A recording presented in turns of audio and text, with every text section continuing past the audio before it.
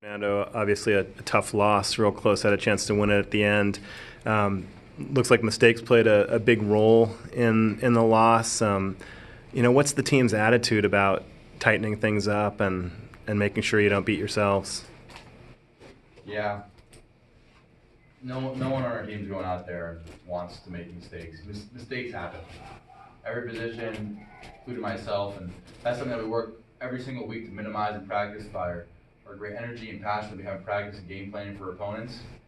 Fortunately today, it just wasn't enough. I mean, the offense and defense played lights out in the second half. I don't think they allowed a point, which is crazy, especially with that high-powered offense. So, yeah, I mean, there was mistakes. We're gonna clean it up, but the locker room is, we know what we got to do, and we need to execute it, and we're going to come this week, and the only thing that matters now is NC State. Other questions in the room? Hey, Kev, right from California. Fernando, you had the front row seats to Jack's development. When did you notice that he was going to be ready to really contribute to the game? He had 8 catches from 8 targets, 119 yards, and a tutty. Did 190 yards? 19. Oh, wow. Yeah. Yeah, Jack's one of my best friends, roommate. We worked together throughout the scout team freshman year, sophomore year, when he was a starter, and then I ended up elevating to a starter.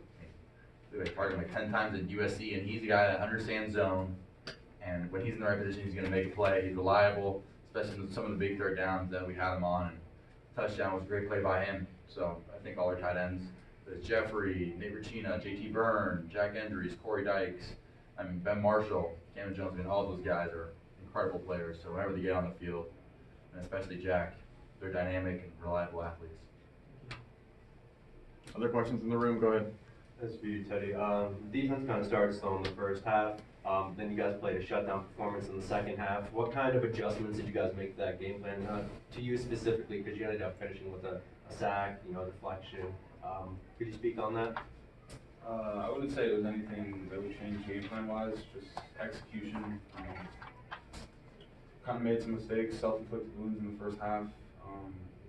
Felt like that didn't need to happen. It's definitely just on us, missing responsibilities, and we're able to clean it up in the second half. But that's kind of the difference in a lot of the games is the little details. So yeah, definitely something we need to clean up and improve as defense. Fernando, there were a lot of third down plays that were thrown short of the sticks. Was it because they were outlets where guys weren't open down the field, or was there any consistent theme behind those? Yeah, Mr. McGill, I'd love to give you an answer, but not sure which third down plays you're talking about. Okay.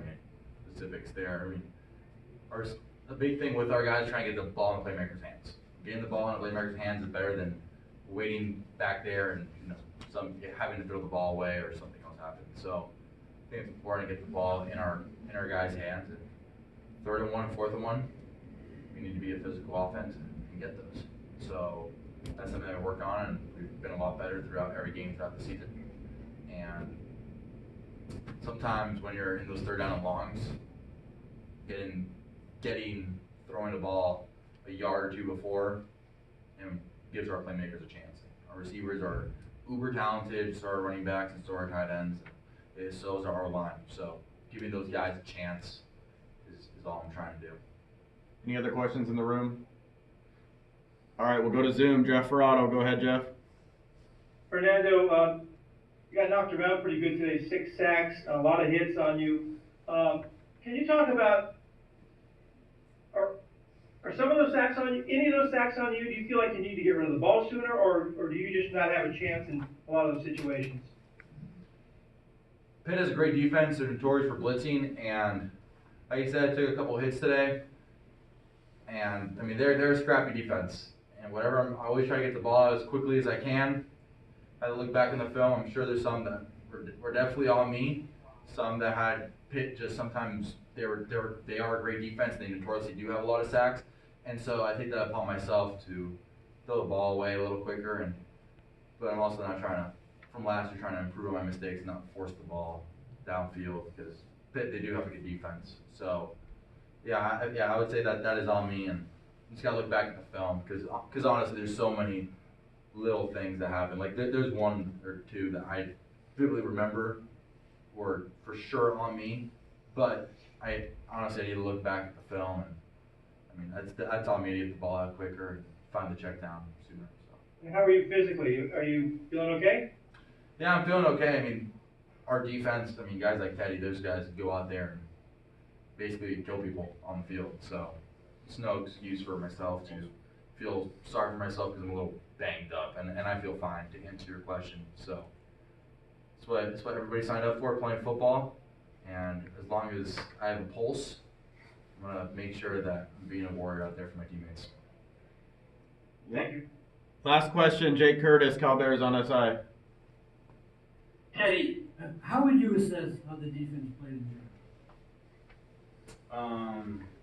Yeah, like I said earlier, kind of shot ourselves in the foot a little bit in the first half, and then, I mean, obviously we did good in the second half. They didn't score, so yeah, just got to fix those first half mistakes. Yeah.